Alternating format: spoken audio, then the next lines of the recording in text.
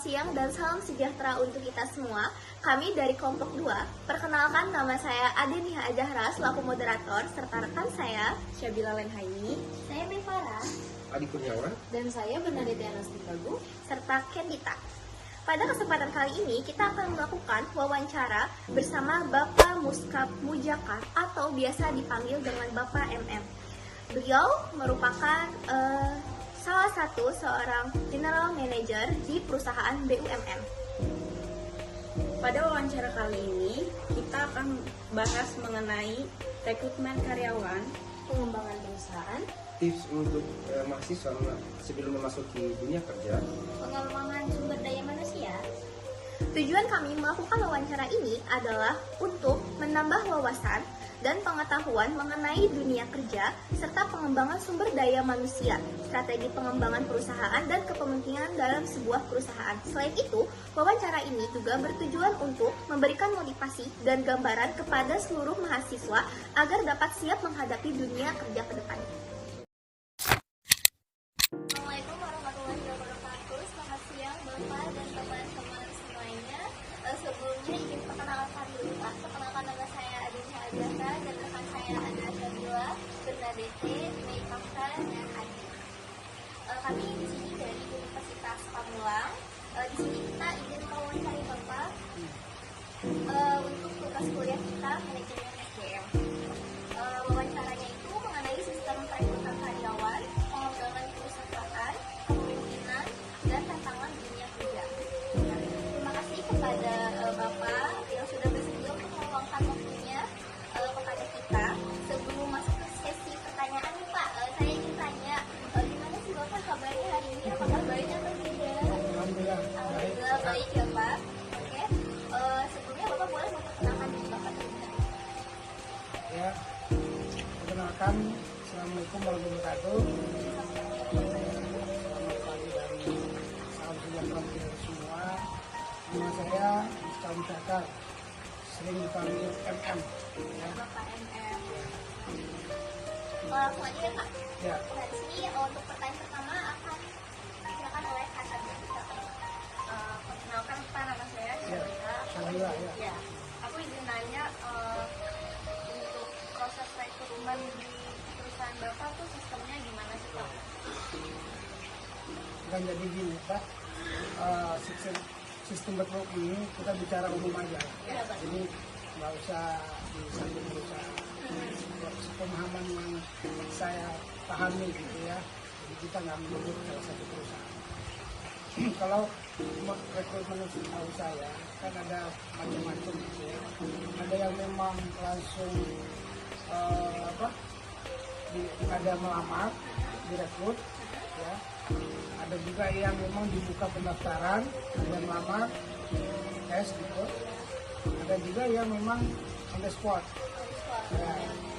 Juga suka ada acara-acara bursa tenaga kerja.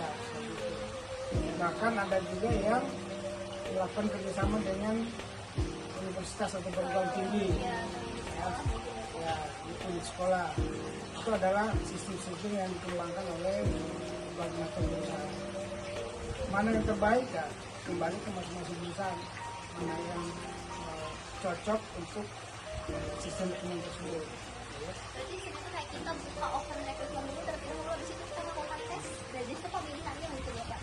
Ya ada seperti itu. Ada juga perusahaan yang tidak mengumumkan. Nah, tapi masyarakat sudah tahu bahwa perusahaan ini punya sistem rekrutmen online. Jadi siapapun mahasiswa atau yang mau melamar di perusahaan itu, dia tinggal buka webnya, dia daftar secara online. Ya, nah, kapan dia dipanggil?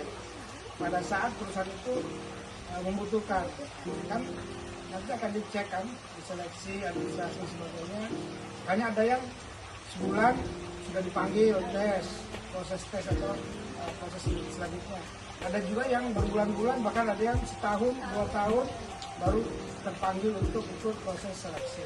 Itu tergantung di perusahaan masing-masing. Ya. Posisi apa, kapan dibutuhkan. Kalau selanjutnya untuk langkah-langkahnya itu gimana Pak? Ya yang tadi secara umum tadi kan gitu, ada kebutuhan dari perusahaan, ya bahkan biasanya perusahaan itu memberikan spesifikasi yang dibutuhkan itu sebenarnya seperti apa. Bukan ada pendaftaran kan, siapapun silakan mendaftar sesuai dengan kriteria yang sudah disebutkan. Setelah sudah daftar, masuklah proses seleksi. Nah, seleksi itu banyak tahap, ya. Mungkin ada yang 2 tahap, bahkan ada yang 5 tahap. Nah, tergantung kebutuhan dari perusahaan tersebut. Dia pengen mencari talent-talent yang seperti apa yang diharapkan, ya. Jadi sangat tergantung ke suatu perusahaan itu seperti apa mekanisme yang diterapkannya. Kalau pertanyaan dari sahabat tadi, kalau teman-teman atau saya dengan BBM atau basic, saya izin bertanya tentang cara perusahaan untuk mengembangkan kemampuan dan kualitas karyawan. Oke, jadi ini saya juga cerita secara umum ya, seperti apa yang saya pahami.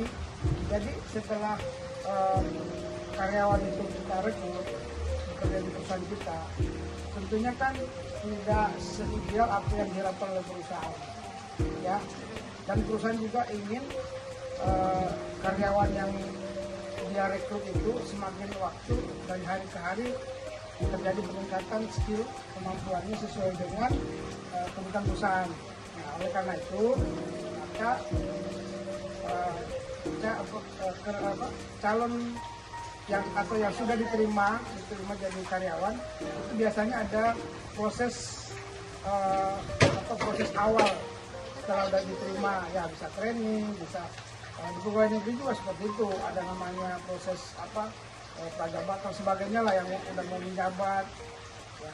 Bahkan ada juga perusahaan yang ada proses semi kedisiplinan, semi militer dan sebagainya. Itu sangat tergantung ke satu perusahaan itu seperti apa, ada tipe atau jenis karyawan yang dibutuhkan. Nah, dari situ, dan itu memang penting karena mahasiswa karyawan yang direkrut ini kan berasal dari berbagai macam latar belakang, budaya, karakter, universitas, itu kan berbeda-beda. Nah, sehingga perlu dilakukan tadi proses sebelum menjadi bekerja itu perlu dididik dulu, ya, di training sesuai dengan kebutuhan. Nah, setelah udah bekerja, nah di situ nanti akan ada pengembangan. Nah, pengembangannya juga tipenya macam-macam. Jadi ada yang setelah bekerja, karena ini cocok untuk dikembangkan jadi apa ke skillnya, nah, itu bisa dijuruskan, gitu ya.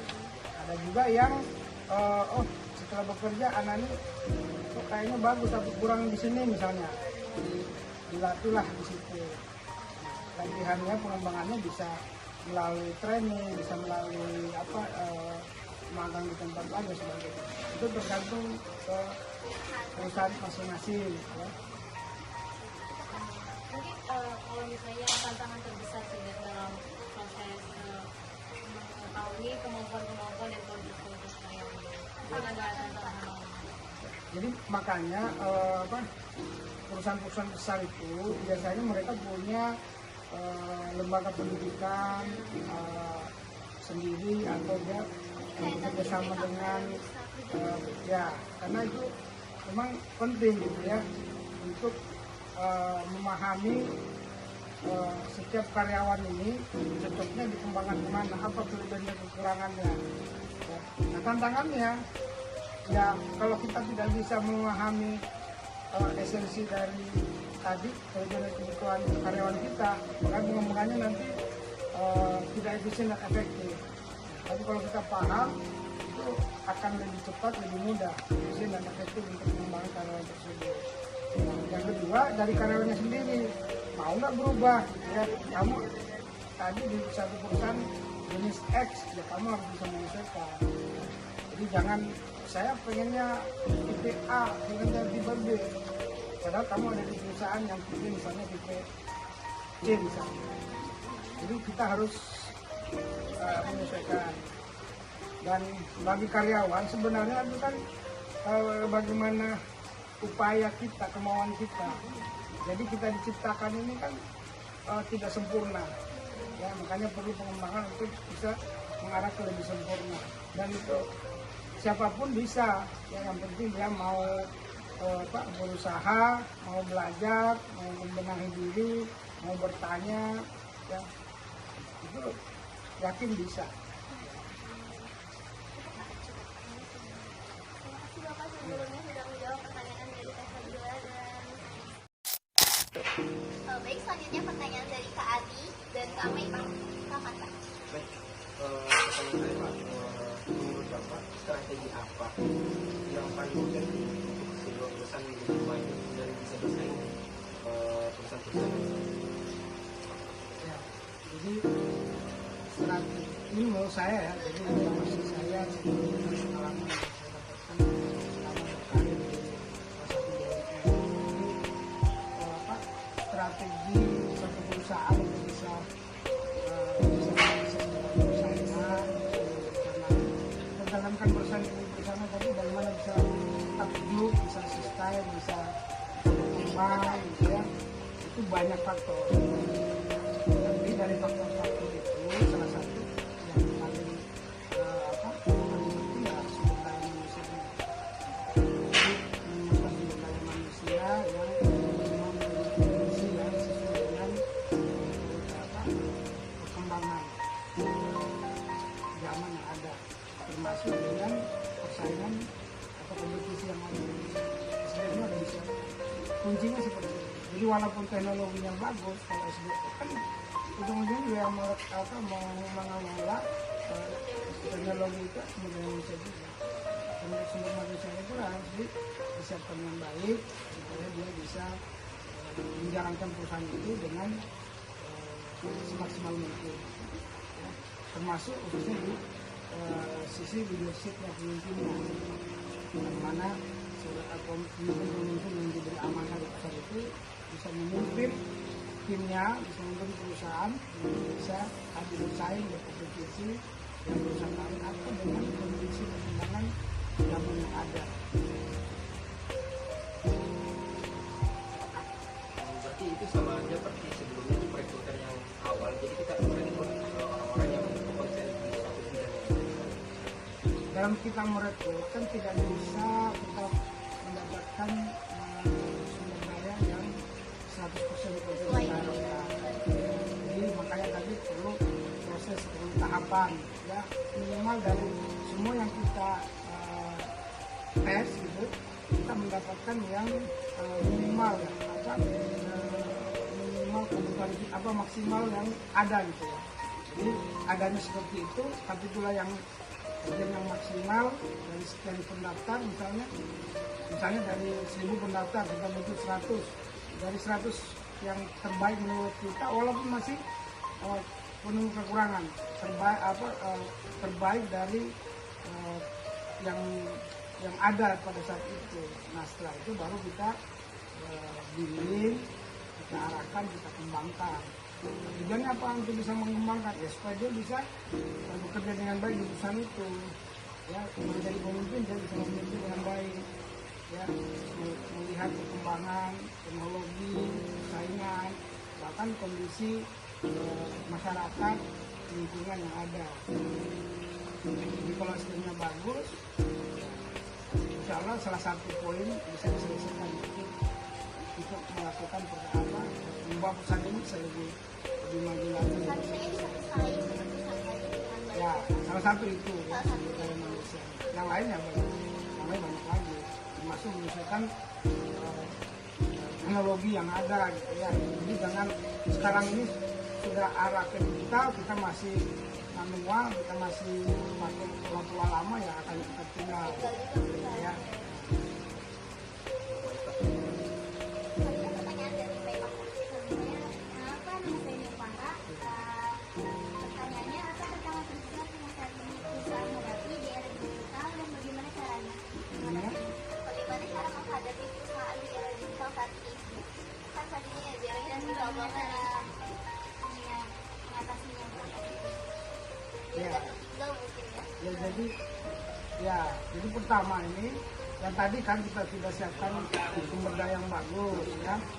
lingkungan perusahaan yang bagus, termasuk membuat culture perusahaan yang bagus, ya, dan sebagainya lah. Nah, dengan demikian kita jadinya bisa membaca perusahaan kita seperti apa, persaingan seperti apa, kan begitu. Kayak kalau manusia ini kan perlu kita tahu nih, tubuh saya sehat apa enggak, perusahaan saya sehat apa enggak, gitu kan. Saya siap nggak untuk misalnya lomba lari, saya bisa nggak untuk lomba lari, saya bisa nggak untuk main bola, saya siap nggak untuk ini, kan perlu kita cek ya, sesuai dengan bidang yang kita mau jalankan, bisnis perusahaan yang kita mau lalui, kita kembangkan. Nah, kalau kita sudah paham bagaimana kondisi persaingan yang ada, ya, nah, bahkan tadi saya katakan kalau orang sudah masuk ke digitalisasi terus kita masih manual, itu akan terjadi. Bahkan perusahaan-perusahaan maju sekarang itu bisa diantisipasi jauh ke depan, gitu.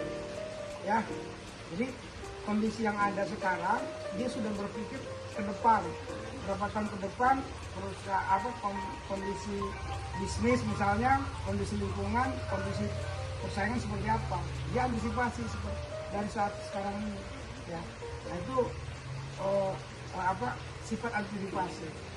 Dan kalau kita lihat ya, perusahaan yang bisa sukses, bisa tetap bertahan sampai saat ini adalah perusahaan yang bisa mau beradaptasi dengan kondisi yang ada, kondisi perusahaan, dan bisa mengembangkan perusahaannya, tidak merasa dia besar sendiri. Coba lihat, banyak perusahaan yang dulu sangat terkenal, ya, tiba-tiba hilang seketika. Kenapa? Karena dia tidak menyiapkan perusahaannya, termasuk SDM-nya. Dia merasa yakin, besar, ternyata di luar sana ada pergerakan yang begitu cepat, sehingga dia bisa langsung hilang. Nah, dan banyak perusahaan oleh karena itu perlu mawas diri. Nah, dan yang melakukan itu ya manusia, sumber daya yang ada di situ.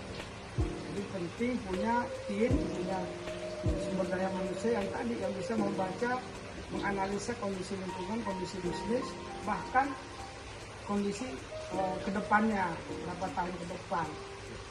Gitu.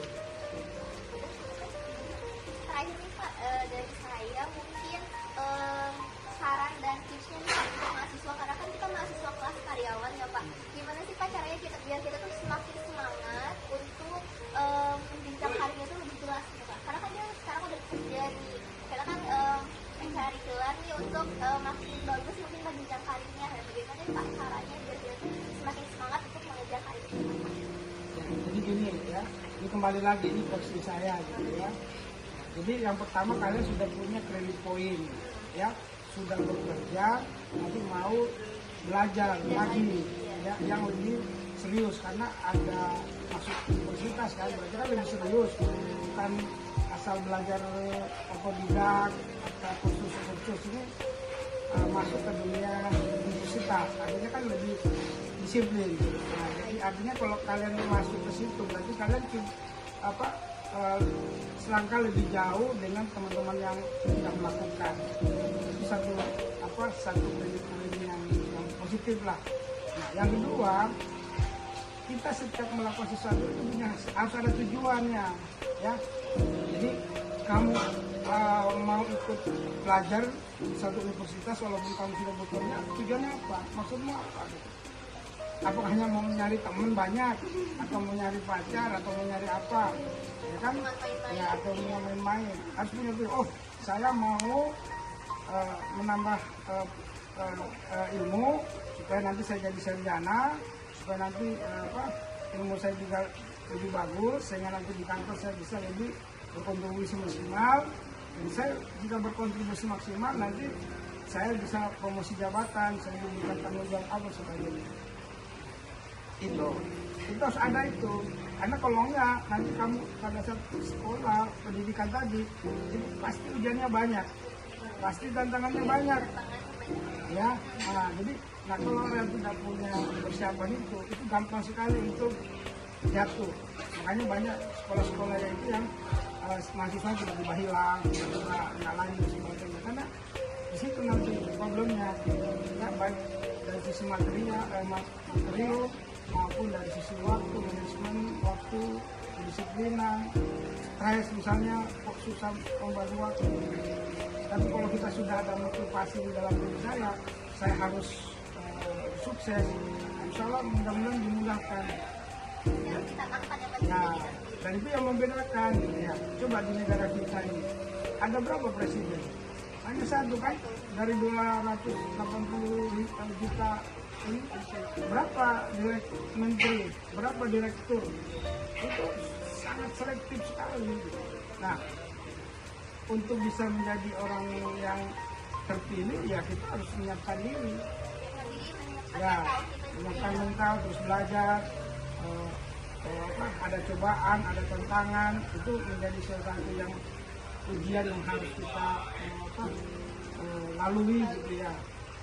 Bahkan kata orang pintar, orang-orang bijaksana,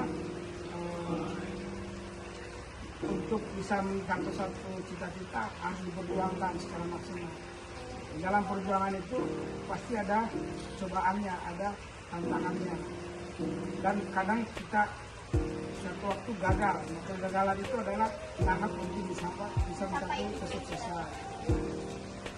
Makanya ada yang kuliah asal-asal masuk, nggak masuk, asal ada juga yang selalu in the best. Nah itu motivasinya, dari sisi motivasinya. Ya ada yang cepat bisa selesai, ada yang bertahun-tahun nggak selesai. Dan itu tergantung diri kita sendiri.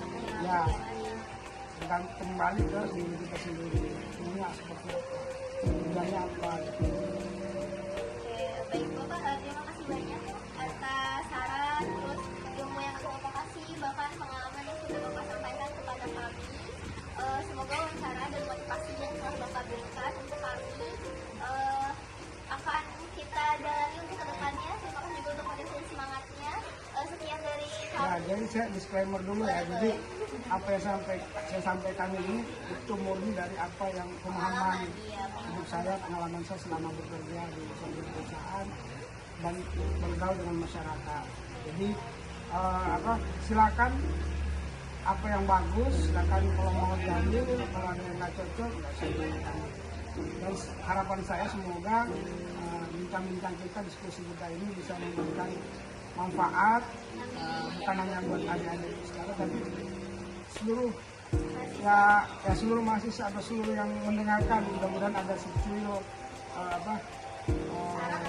yang keambil yang bisa bermanfaat. Karena saya juga menyampaikan itu karena berdasarkan pengalaman saya. Ya, jadi saya bukan orang sukses, tapi saya sharing beberapa hal yang pernah saya lakukan dan ya istilahnya bisa menjadi kebanggaan buat diri saya, buat keluarga saya. Ya, terima kasih sama-sama. Mudah-mudahan kalian sukses semua. Amin. Sebelumnya mohon maaf Bapak jika kita ada kesalahan. Tutup. Wassalamualaikum warahmatullahi wabarakatuh. Jangan lupa channel M selalu di hati. Oke, jangan lupa di subscribe ya guys.